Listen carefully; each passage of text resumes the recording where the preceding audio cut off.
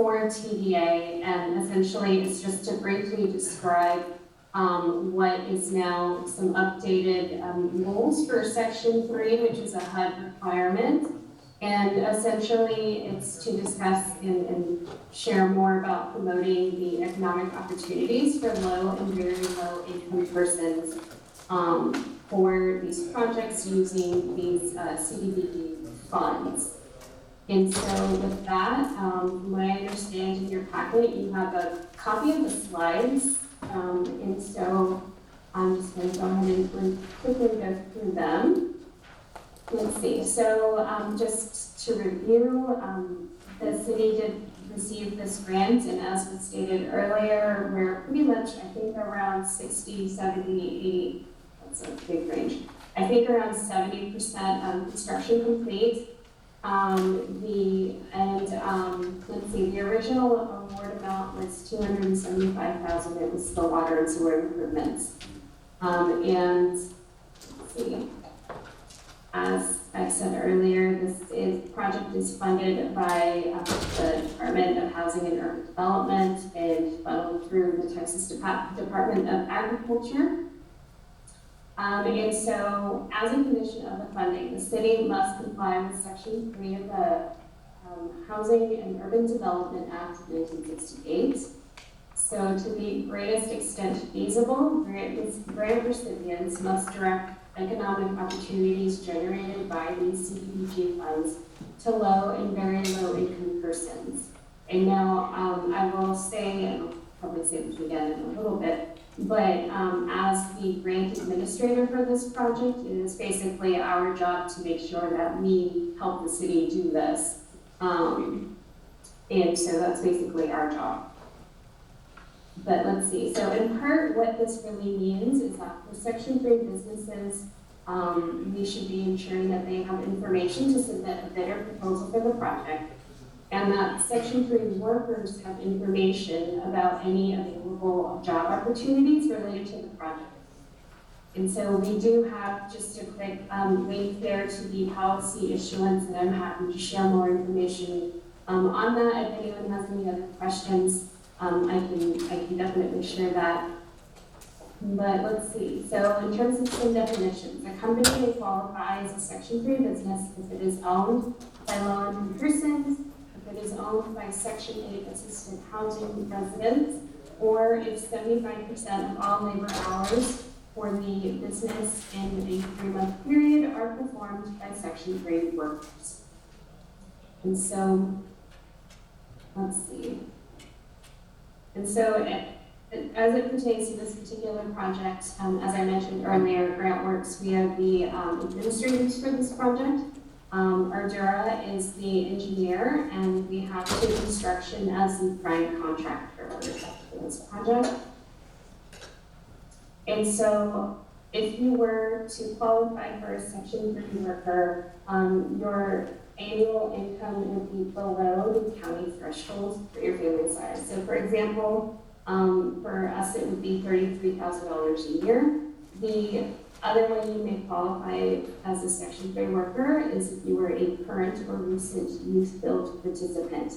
And so if this happened to be you, then you could register your information and search for opportunities in either workintexas.gov or in HUD's Section 3 opportunity portal. And the website link is there.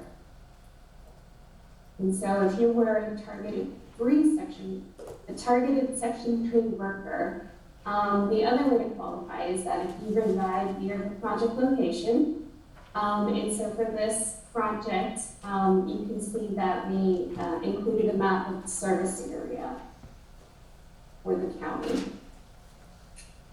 And so in terms of work complete, the city will track all hours worked on the project based on 3 categories of workers.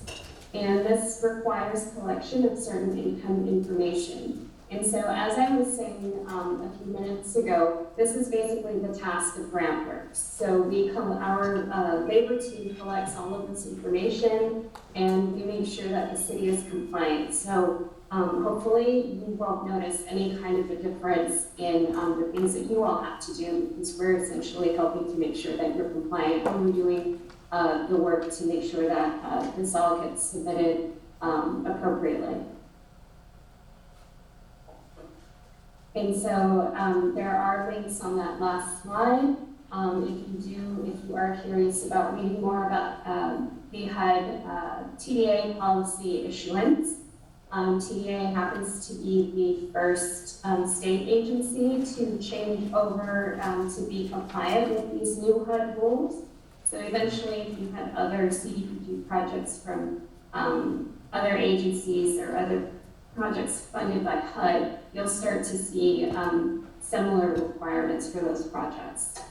And so with that, I can happily answer any questions that you all may have.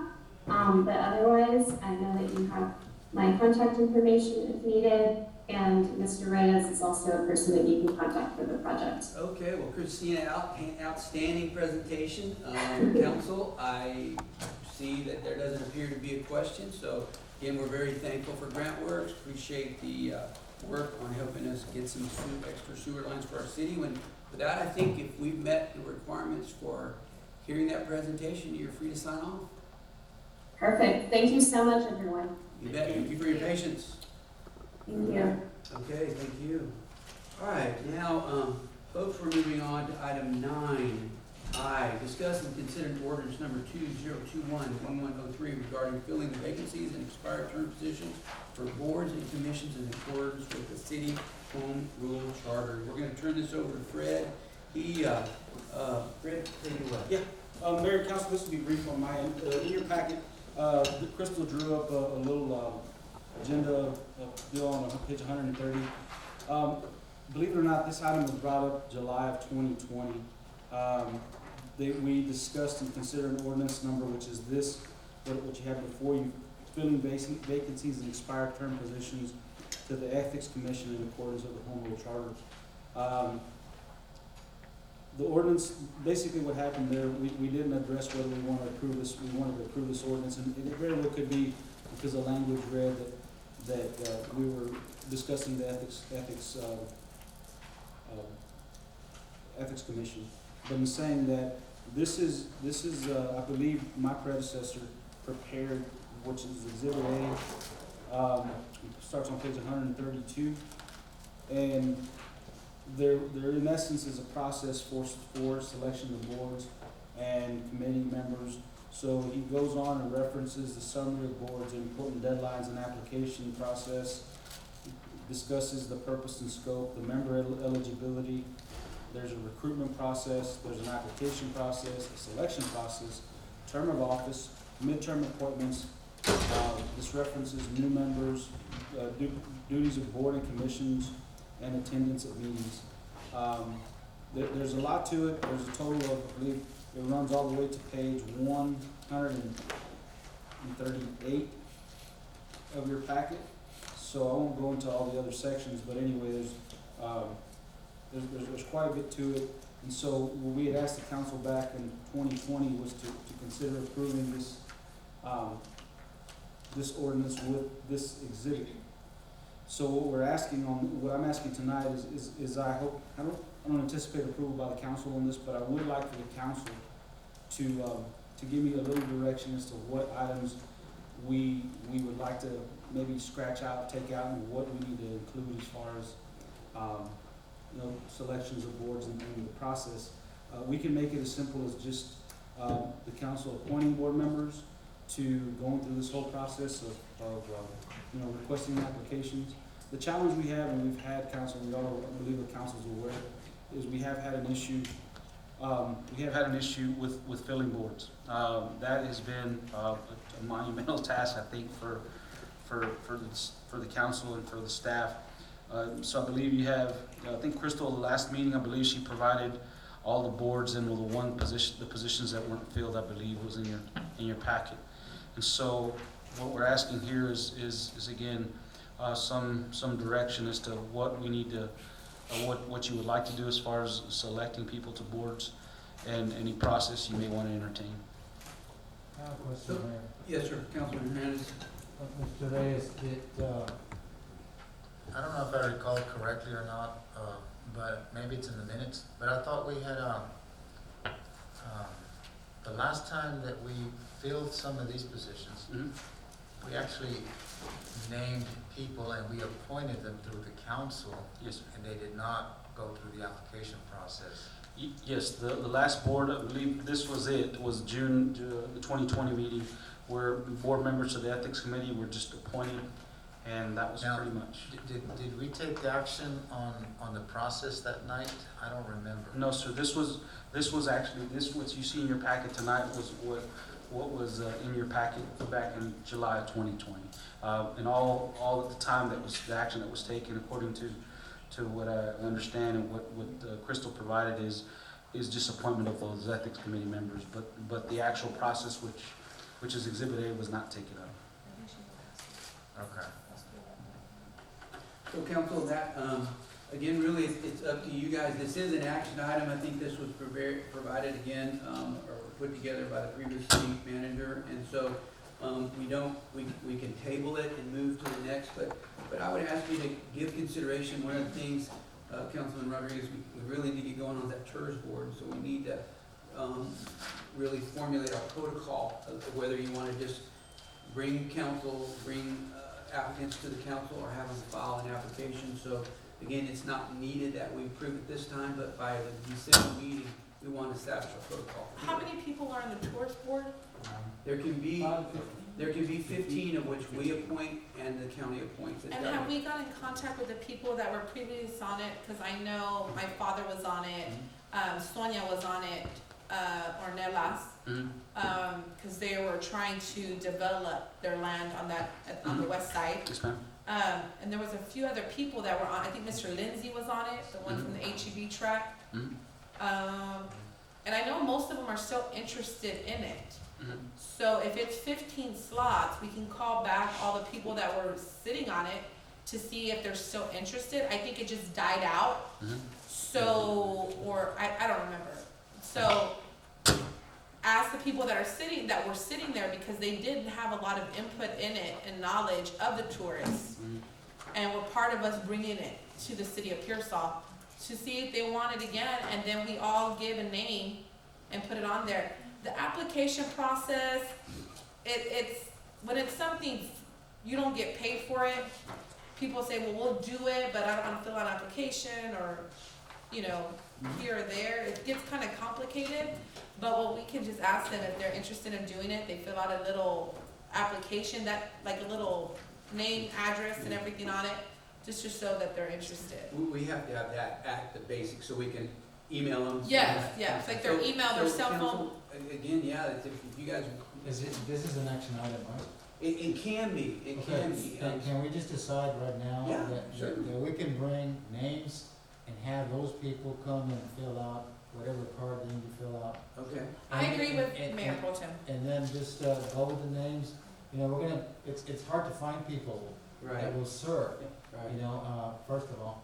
Second of all, we get busy in this last year. I know we had committees going on, and then when COVID hit, we stopped meeting and all that, so Sure. some of those Right. people got discouraged. But we can probably get some people on these boards if we just act ourselves and Yes. Okay. Mayor, I have a comment for the city attorney. Could we make a motion, or not a comment, a question? A motion that we allow the board, people that wanna be on these boards to come in and put their names? So we can just approve this action until filled, so we can tell them, the people that are already interested on it, tell them if they wanna stay, we call them, those seats are already occupied, and then we know how many are vacated, to not bring it back. I think that would work, but we all need to have the opportunity to bring names forward.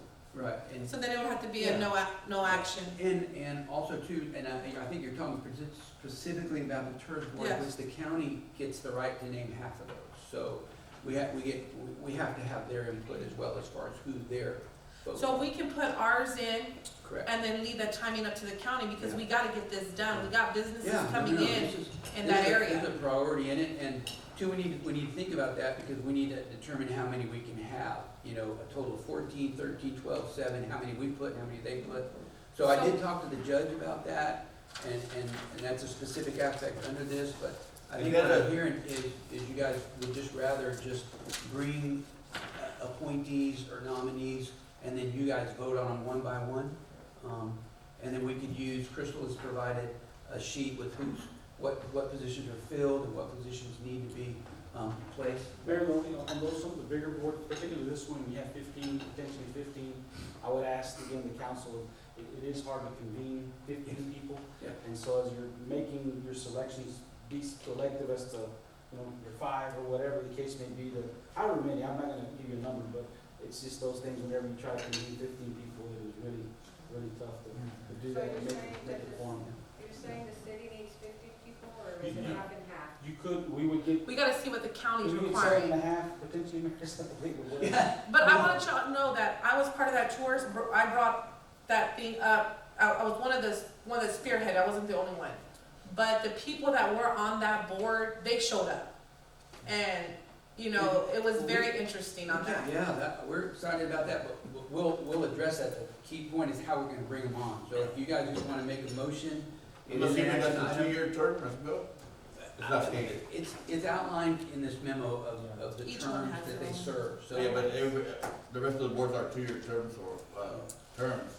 Yeah. And what we usually do is the people that are sitting there, we give them the opportunity, especially the ones that do show up, give them the opportunity to re-sit on the board, because it is very hard. People will say, I'll do it, and they don't show up. Yeah. So, Well, what kind of motion can we make to make it Mayor, go I wanna forward? make a motion. Okay, all right. What motion? Let's hear the motion. We'll see if Bobby's gonna tolerate it I or wanna not. move, that, we, consider ordinance number 2021-11-03 regarding filling the vacancies and expired term position for boards and commissions.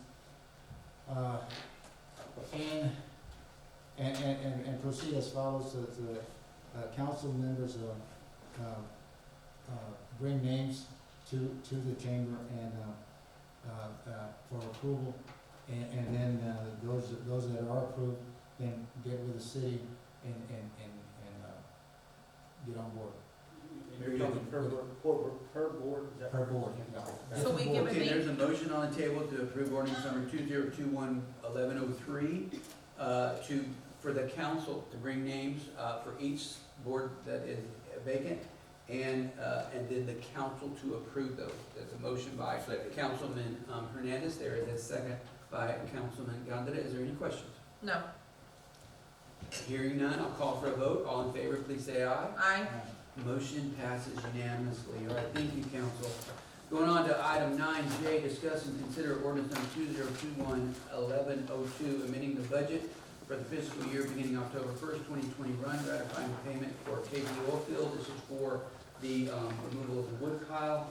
You've got a packet, you've got a tab there that just shows the removal of funds from one line item to the next in order to get him paid. City Manager, I will turn the floor over to you. Yes, Mayor and Council, in my excitement, the last meeting, we did get approval of the contract for, Mr. KJ Oil we did award the project, we did not, I did not, we didn't authorize payment, that's the $400, so we're asking, it comes from unappropriated fund balance, and it's gonna be paid out of the utilities, which is the commercial garbage, so that's what we're asking. Now, the ratification is, we have paid him a payment of $91,000.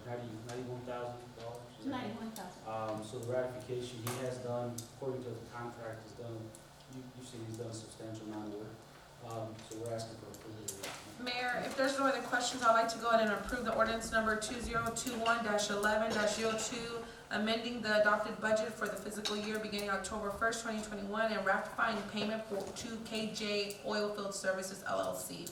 Perfect, and thank you. There's a motion on the table to approve item 9, whatever that was. Is there a second? Second. There's a second by Councilman Gondeta. All in favor, please say aye. Aye. Aye, that's 9J. Thank you. Motion passed unanimously. Okay, folks, it is 8:02. We are moving at this time into an executive session according to the Texas Government Code 551, subchapter D. Friends and family, hang tight. We'll be back momentarily. So hold your breath. We are now in an executive session next door, in the conference